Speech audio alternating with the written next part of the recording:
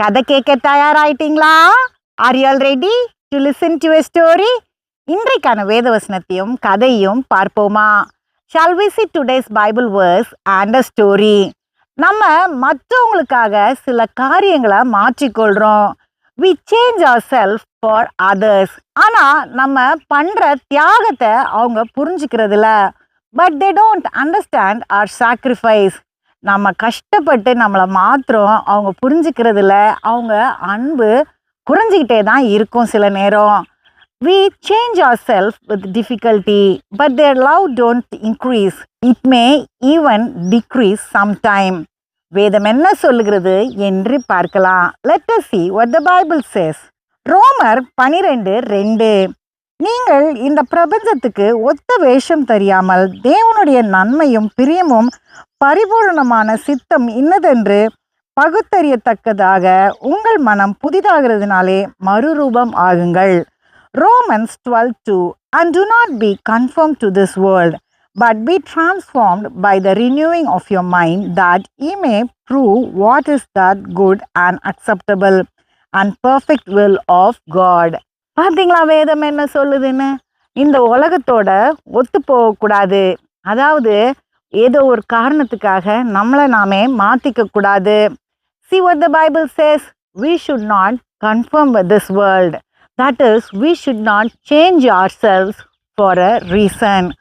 ஒரு மனிதன் ஒரு அழகான சேவலை சந்தையிலிருந்து வாங்கிட்டு வந்தாரு. A man brought a rooster from the market.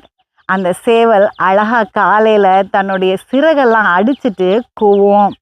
It used to crow in the morning by fluttering its wings.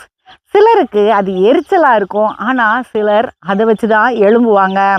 Some people did not like it, but some people used to wake up after the rooster crows. நிறைய பேர் அந்த மனிதன் கிட்ட சண்டை கூட போடுவாங்க. உங்க சேவலால எங்க தூக்கமே போயிருது அப்படின்னு. People used to come and fight with the man saying, because of your rooster, I'm not able to sleep. ஒரு நாள் இந்த மனிதன் யோசிச்சாரு, இந்த சேவலுக்கு நல்ல தீனி போட்டு வளர்க்குறோம், இன்னுமா இதை வச்சிருக்கணும், இதை வெட்டி கறியாக்கிட்டா என்ன அப்படின்னு. One day the man thought, I am feeding the rooster every day. Why should I take care of it? Let me kill it and have a tasty meal. இவர் அந்த சேவல் கிட்ட போய் சொன்னாரு, நீ நாளையிலிருந்து கூவக்கூடாது, நீ என்னுடைய தூக்கத்தை கெடுக்கிற, நீ கூவனா உன்னை கொன்றுவேன் அப்படின்னு. The man went to the rooster and said, you should not crow from tomorrow. If you crow, I will kill you because you are disturbing my sleep. அடுத்த நாள் காலையில் அந்த சேவலுக்கு முடியவே இல்லை. ஆனாலும் அது என்ன பண்ணுச்சுன்னா, அதோடைய சிறகை அடிச்சுட்டு தலையை ஆட்டிட்டு அமைதலாக இருந்துருச்சு. இந்த மனிதன் அதை பார்த்துட்டே இருந்தான். Next day the rooster could not hold itself, but it fluttered its wings, shook his head and just kept quiet without crowing. அன்னைக்கு போய் அந்த மனிதன் சொன்னான், நீ எதுக்கு உன்னோட சிறகு அடிச்சேன்னா உன்னை கொன்றுவேன் அப்படின்னு. Next day the man went and said, why are you fluttering your wings? If you flutter your wings, I will kill you. அடுத்த நாள் அந்த சேவல் தன்னுடைய சிறகு அடிக்கல. அதுக்கு ரொம்ப கஷ்டமா இருந்தது. ஆனா சிறகு அடிக்கல, தலையை மட்டும் ஆட்டுச்சு. The next day the rooster did not flutter its wings. It was difficult for it, but it did not flutter its wings, but it shook its head. அன்னைக்கு அந்த மனிதன் அந்த சேவல் கிட்ட போய் சொன்னா, நீ ஏன் உன்னுடைய தலையை ஆட்டுற, தலையும் நீ ஆட்டக்கூடாது, உன்னை கொன்றுவேன் அப்படின்னு. The man went and told to the rooster, why are you shaking your head? You should not shake your head. If you shake your head, I will kill you. இந்த சேவலுக்கு ரொம்ப கவலையா போச்சு. நம்மளாவே இருக்க முடியல, மரண பயத்துல இருக்கிற மாதிரி இருக்குது. அதே மாதிரி என்னையே நான் மறந்துடுற மாதிரி இருக்குது. சேவல்னா கூவணும்ல அப்படின்னு. Rooster thought, I am losing myself. A rooster has to crow. Since I am not able to do this, I fear death. That is the major feeling in my life. Should I live like this? அடுத்த நாள் இந்த சேவல் தன்னுடைய சிறகு அடிக்கல, தலையாட்டல, அது கூவவும் இல்லை. Then the next day the rooster did not shake its head or flutter its wing or crow. அன்னைக்கு அந்த மனிதன் அந்த சேவல் கிட்ட போய் சொன்னா, நீ முட்டையிடலனா உன்னை கொன்றுவேன் அப்படின்னு. That day that man went and told to the rooster, if you don't lay eggs, I will kill you.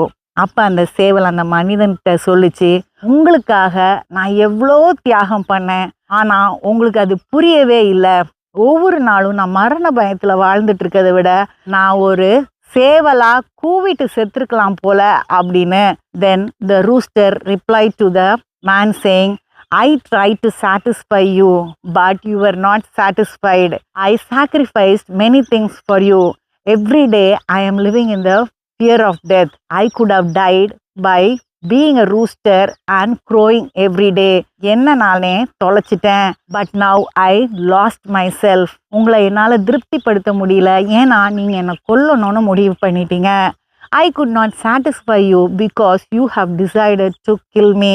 இப்படி தான் நம்ம வாழ்க்கையும். நம்மளை யாராவது சில தியாகங்களை பண்ண சொல்கிறாங்க, நாமளே மாற்றிக்க சொல்கிறாங்கன்னா யோசிச்சு செய்யுங்க. This is also in our life. When someone says to sacrifice what we like, think and decide. அடுத்த கதையில் சந்திப்போம். Let us meet in the next story.